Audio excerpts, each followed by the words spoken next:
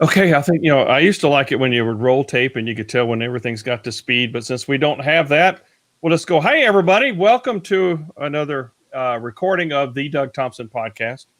I am the Doug Thompson. Erin looks nothing like me on that. But I do have a guest. I'm joined by Erin Mack. I guess that's what you prefer to go with is Erin Mack. Yeah. Well, tell us a little bit about yourself, Erin. Well, I'm a coach. I'm recently an author. And I'm a serial entrepreneur. I've been an entrepreneur for 21 years. I love working with entrepreneurs, people who are in leadership positions, because we are crazy. We like to do crazy things. We like to think outside the box. We like to do things outside the box.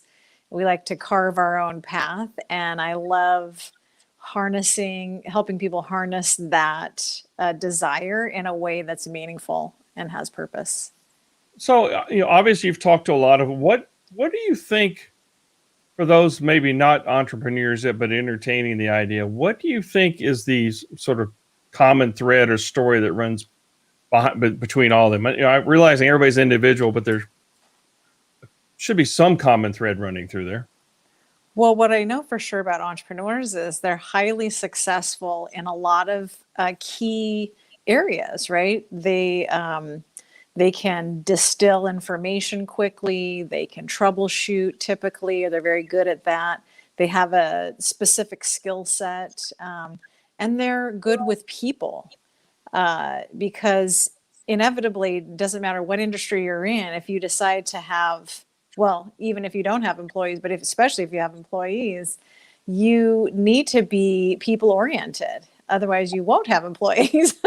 And so those are some common threads. Also, typically somebody goes into entrepreneurism because they've had a lot of success in an industry and they've excelled in that, and they have a very particular skill set in that, and they don't like the way the company they worked for was going, or their leadership in that company, or whatever that is, and they feel like they have a better way or could create a better experience for other people, having been on the employee side. And so they typically have that going on too.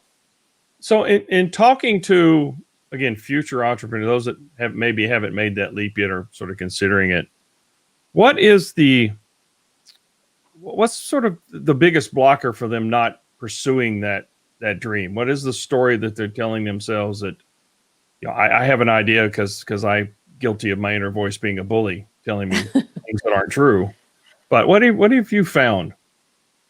Well, I mean, we don't have a lot of examples really of just everyday entrepreneurs. We have a lot of examples of highly successful, in sports and some of those, and entertainment and those sorts of industries, of, being a successful entrepreneur, what that could look like. And so there's a safety or a security fear there, right? In terms of, how am I going to make enough money to pay for, housing and food and all the things? And where's the consistency going to be? And how do I rely on that? And it is a bit of a free fall. I'm not going to lie. Getting into entrepreneurship it's definitely like stepping over the edge, and there are free falling moments. And if you get very intentional about what you want to create and you move energy in that direction, you can't help but be successful on some level. You are going to create a business. Does it require some other things?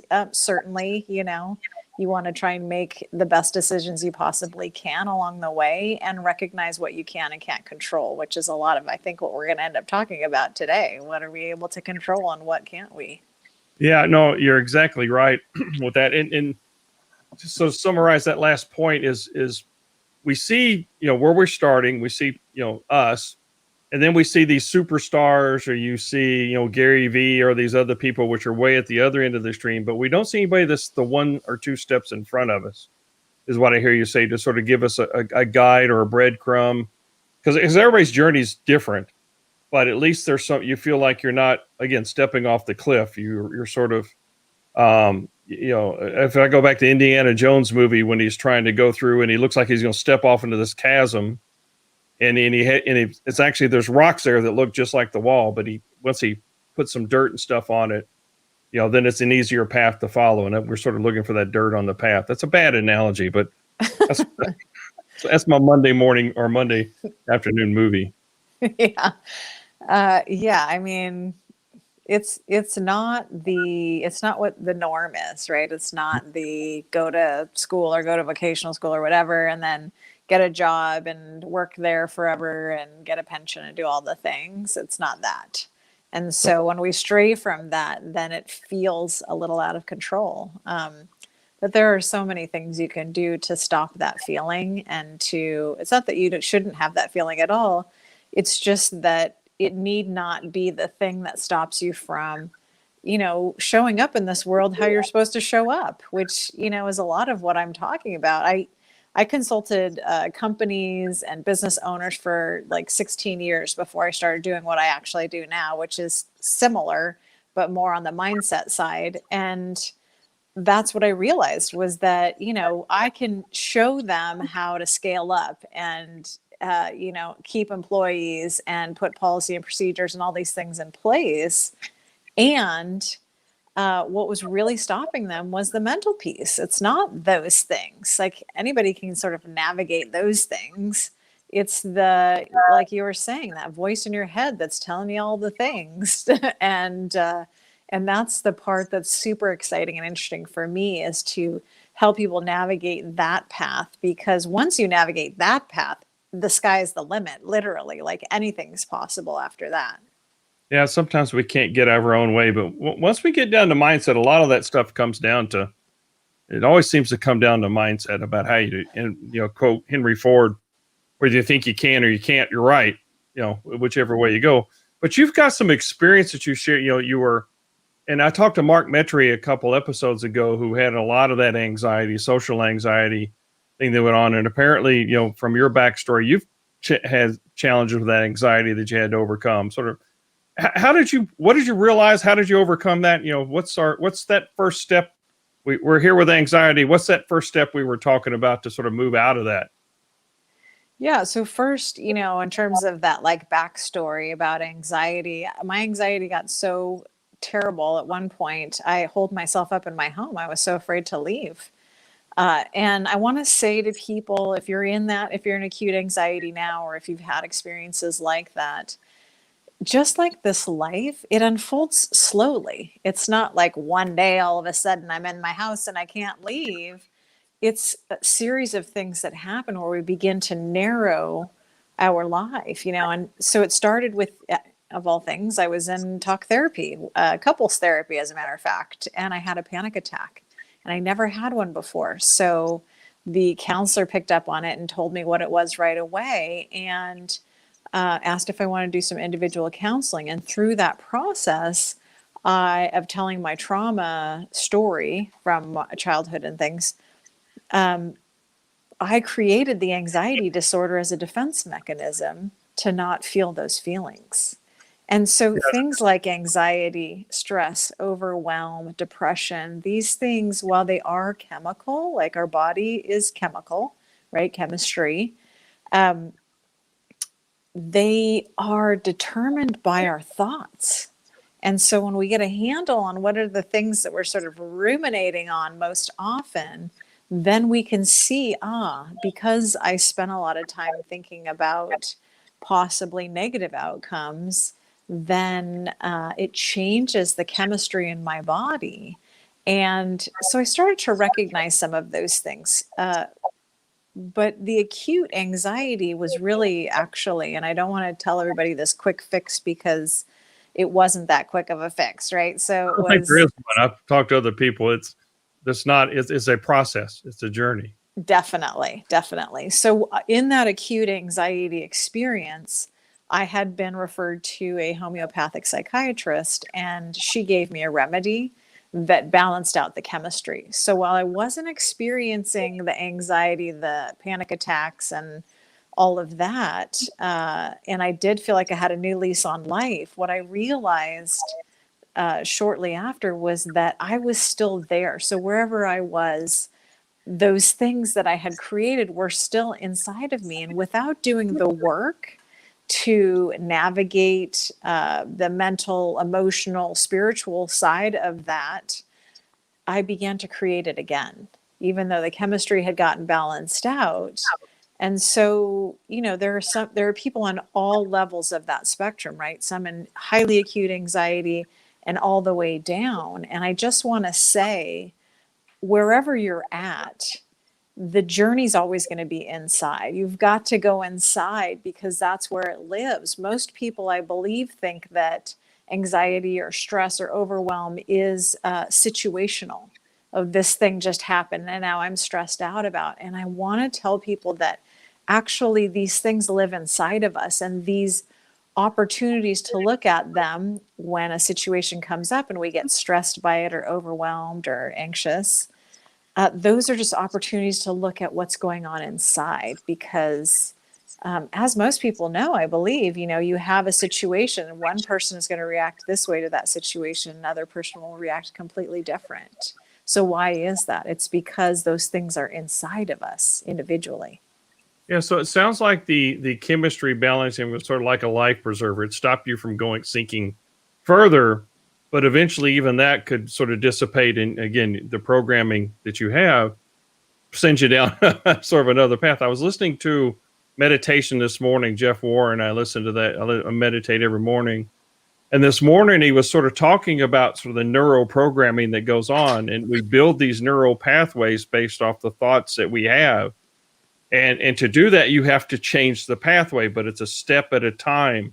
It's awareness of, you're familiar with that path, sort of like you did. I got awareness. I know that path is not where I want to go, but I need to start building that path and journey with positive thoughts. Like, well, this is a good thing. I've taken a positive step or learned something. Does that sounds very similar to what you were talking about? Absolutely. Absolutely. Yeah. I mean, you can't a groove. I mean, look at the Grand Canyon. Like, that didn't happen overnight, right?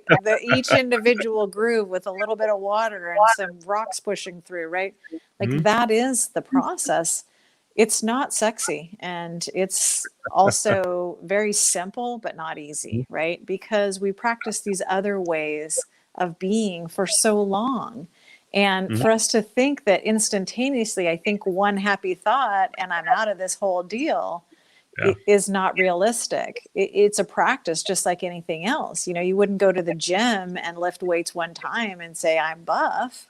You've Mhm. got to build and build. And so you start with you get into that moment and you go, this doesn't feel good. And you bring up that good feeling experience or thoughts or whatever. And then you just habituate that instead of the other way, which is all these things that aren't working out exactly how we wanted. And, that's how we tend to, like, something happens. Oh, that didn't feel good. Let me just pile on all the other things that aren't going the way I had hoped. Right. Yeah. It's validating my thought because that didn't. All right, so I was right. I don't deserve this. Right. I can't do this. I like the gym analogy because the first time you go to the gym, you're busting it out, you're lifting weights, and then you can't move the next day. Right. It takes a lot of okay, I've got to go push through this because it is painful when you make a change like that. I mean, it's different. In the case there, it feels uncomfortable. This is not natural. Like I said, your body starts to create these shortcuts in the way that so it doesn't have to think about it. It just goes on, and that's again, it creates the canyon effect. So taking the track of that takes a lot of work and effort, but it's repetition. It's just getting up and doing it and getting help and tips and support from the people around you and others. Yeah. I want to say that, the mind, especially the subconscious mind, is not interested in much other than survival.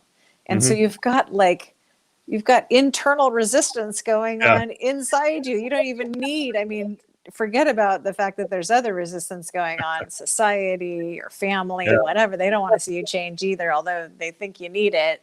Once yeah, you start changing, they start going, wait, I gotta, if he's yeah. gonna change, then I might have to do something here. I don't know if I want to do that.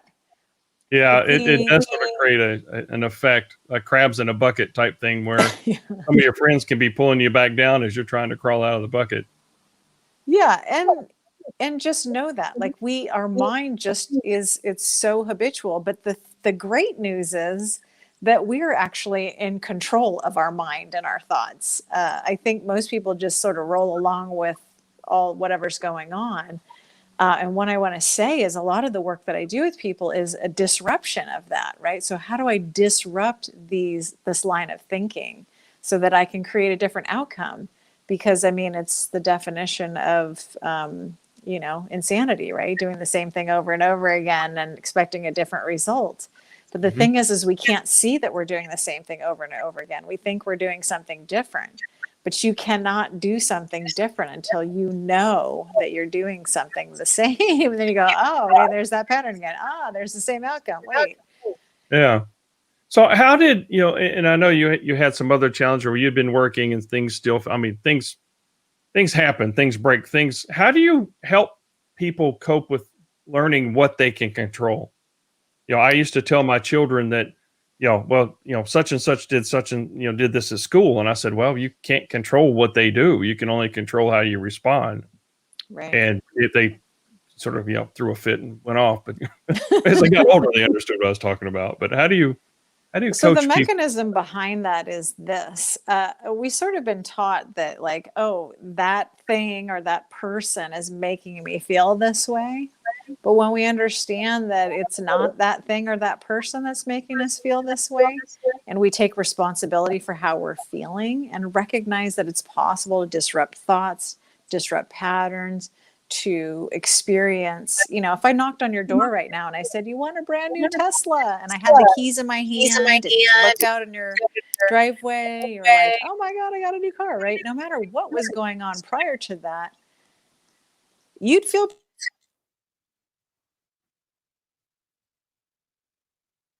Yep, lost you there. Lost your audio.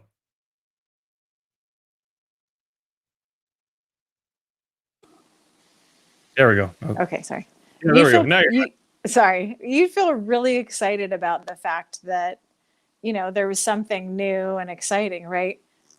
Regardless of what was happening before, you could have gotten bad news or something didn't go your way or whatever. So that right there tells you that you can, create emotional experiences that feel.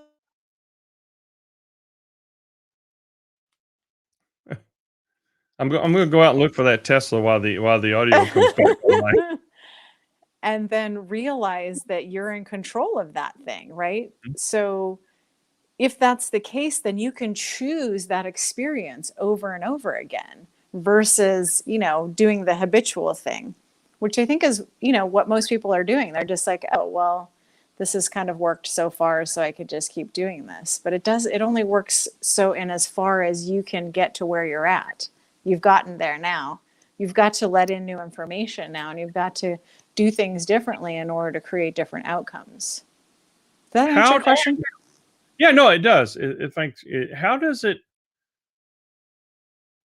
How do you get people to recognize those triggers and stuff around them that would maybe start pulling them back or do some things? Because again, it's easy to just fall into the same old pattern. And how do you? Because through the meditation and stuff, I do a lead meditation because it helps me sort of stay focused. Otherwise, this shiny object syndrome kicks in, and I think of the 85 things I have to do that day. But how do you sort of help? Because I need that type of sort of reinforcement to point out that to my blind spots and the other things. Hey, if this thing's sort of pulling you back. So we use our emotions to help guide us to how we're feeling. And they're the thing that are going to show us how things are going, right? So Mhm. if you're having a low level experience, which is anything that doesn't feel good, stress, anxiety, overwhelm, worry, depression, all of those things are signaling that there's some healing that could be done within yourself. So that'll be the thing that shows you, or it might be that the outcome isn't what you wanted, but it's your response to that outcome, like depression, anxiety, stress, then you go, okay, there it is again, there's that thing Yeah. that I need to work on.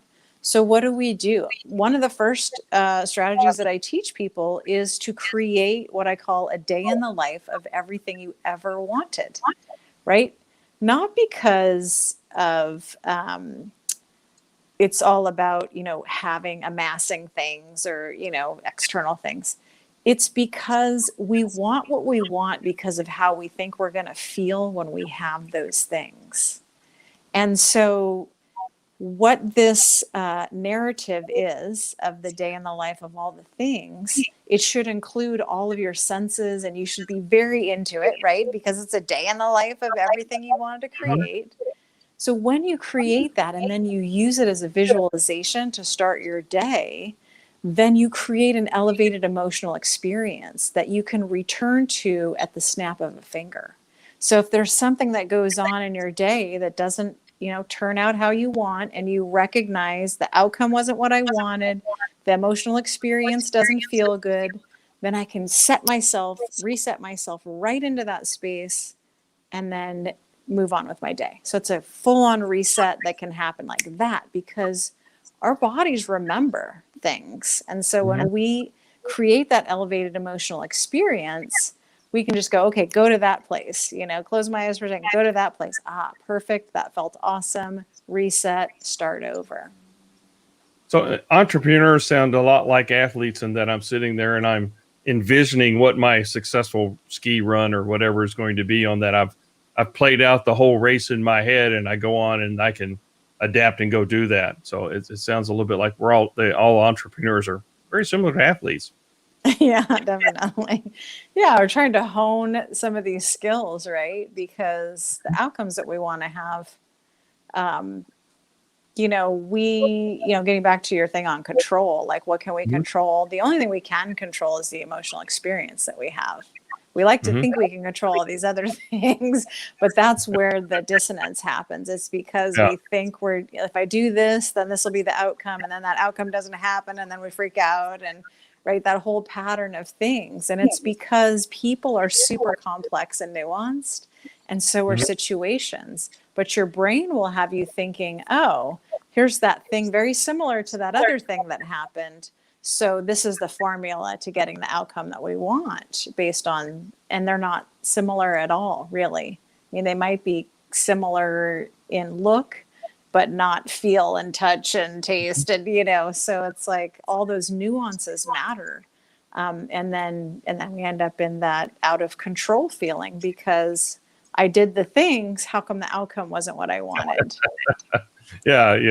We revert back to kids when we're learning why I did this and I didn't get the result I wanted. But this all sounds like it would be a really great book. That was subtle. I'm sometimes I'm trying to envision myself with that because I've got a book that's rattling around in my head somewhere and I just cannot get the discipline to sit down and actually get it out. Maybe I should talk to you about that, but it's you talked about all this great experience that would make a good book, and I think I would like to read it. Oh, well, thanks. Yeah, I just wrote a book. I'm working on the title. The book is done. The working title at the moment is called Impenetrable Joy, a guide to overcoming anxiety, stress, and overwhelm so that you can be calm, have peace of mind, and meaning in your life now. And it's going to be very similar to that. It's basically a step-by-step process to understanding your past, how that's influencing your now, how some of the things we've talked about, emotions are signaling that past and those experiences, personal responsibility. How do we take that and begin to do the internal work that we need to do to have the experience that we want to have in this life, which is joy of all things, if you can believe it. I believe it's our birthright, every single one of us, to be in joy almost exclusively. And when we're not, this gives you the process to navigating, okay, what do I do now that I don't feel so good? So then it has a bunch of strategies and different things that I teach and different ways to look at and disrupt the mind and understand what's going on behind the scenes that's creating this experience. And so that you can understand how to repair that and create the experience that you want. And while I would feel joy if you showed up in my driveway with a Tesla, it's for me. It's been a joy having a conversation with you, but and I think you mentioned this before we came on the air, joy is available to us every day in some way or another. And it's sort of the way that we look at it or look for it. And it sounds like this book will help us sort of more readily identify that, or more readily sort of let it reveal itself. Yeah, I mean, I think that we've been taught to sort of look at things, the things that aren't working out mostly, right? But I think if we do one of the things in the book is radical gratitude. When you wake up in the morning and you're like, okay, thank you for the pillow and the bed and the covers and the heat in the house and the roof over my head and the ability to have running water, and I get to brush my teeth and drink water and eat food. And I mean, there's like millions of things working out for us.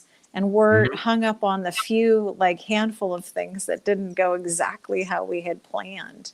And Yeah. recognizing that, like, just because we planned it doesn't mean that's how it's supposed to be, So the more we can let go of and stop the resistance to what is actually happening, the better it feels. Because that's what's tripping us up, is that we think it's supposed to be this particular way. So when you can give up that that's not your domain, in terms of, I'm not saying don't go after things or have goals or do any of those things. Do those things. But when we have the expectations of how they're supposed to show up or be, or, where the money's supposed to come from, or any of those lines of thinking, then we get tripped up, because if they don't show up, then we've given our power away to those things. And when we create joy internally, then nobody can take that power away. And then you get to enjoy yourself while you're doing all those things, versus being in resistance to how it's showing up because you think which is really not our domain. I found that, I found that when I if I don't set necessarily expectations of what that feeling the exact feeling it'll be like, and accept what comes, as that, like, for example, my granddaughter likes to pop in when I'm doing an interview or on a call or something on that one. And I can look at the joy in her face for something, or bringing something and stuff on that, which I don't have any preconceived value of what that is. But if I accept that, I think it adds whipped cream to the dessert that joy comes in. Yeah, I mean, you bring up a good point. If you really want to see people enjoying themselves, look at children. They are not burdened by this life. I mean, their agenda is, how can I get the most joy out of this day? And what can I do to make that happen? Yeah. And I think they got it right, if I'm being honest. I think they got it right, because you can be both productive and enjoy yourself. You can be all those things you think you need to be and enjoy yourself at the same time, especially if you're doing something that has purpose and meaning for you, which I highly encourage people to do. Yeah, no, that's an outstanding piece of advice for that. And somehow, as we age, a lot of people, it gets drummed out of us, that just simply the joy of experiencing something new or learning. And that's a constant reminder. So surround yourself with, or go, find somebody to give you that inspiration is probably the best. Or look up somebody like you that can help them, sort of give them the roadmap and all. How's the best way to get a hold of you? I think the best way to get me is either on my website, which is Erin, ERIN-MAC.com, or on Instagram. I love Instagram. I find it fun and interesting and inspirational. And my handle there is Erin Mac LLC. And I post videos regularly, stories, inspirational memes every day. Just, strategies, things to think about, maybe a way to approach things differently. And so you can find me in those two places for sure. We all need that guide to sort of help us on the path to doing something different or better. So I thank you for spending the time with us and telling your story, the story of, overcoming some of the things, your situations, or again, the inner voice, the inner bully that comes up, and overcoming that. So Erin, thanks a lot. And when you land on that book, let me know. I definitely want to go ahead and I enjoy reading and building, helping myself, because reading has been very fundamental in my development, and reading other perspectives and stuff and all that. So it's one of those joys that Oh, good. A new book. My granddaughter doesn't get a lot of screen time, and she had a birthday recently. She was 2, and she was, toys and stuff came, but when she got some new books, she sat down right there and started reading the book or looking at the pictures and stuff. So that's that joy of reading that I want to hope to maintain. Yeah, I think it's important for us to be lifelong learners. Otherwise, there's nowhere to go from where we're at. We've got to keep bringing information in and going, Right. wait, how does that sit with me? Yeah. And And that turn goes off the for, news. Read something good. Read something that's yeah, good. oh, you must have read my mind. I was like, and that goes for all forms of media, right? Like Yeah. taking information in, like recognize, what feels good and sits right with you Mhm. and pursue those things. Yeah. Yeah. We only have so much time on the planet, and I would rather pursue something that's gratifying and helps me along be a better person than, what's the latest dour that feeds that inner bully, because all that negative energy, comes in and it'll attract it from just the least little opening. And for me, at least, it tends to attract that.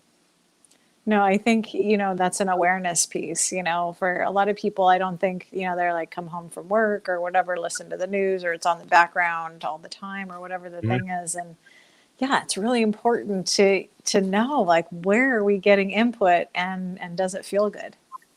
Well, and podcasts like this are what I hope to feed sort of the good part of the soul. So, Aaron, thanks for being a guest here. Good luck with the book and going forward, and help us on the right path. So, thanks a lot. Oh, thanks so much for having me. It's really important to have these platforms to have these conversations. It is. Thanks.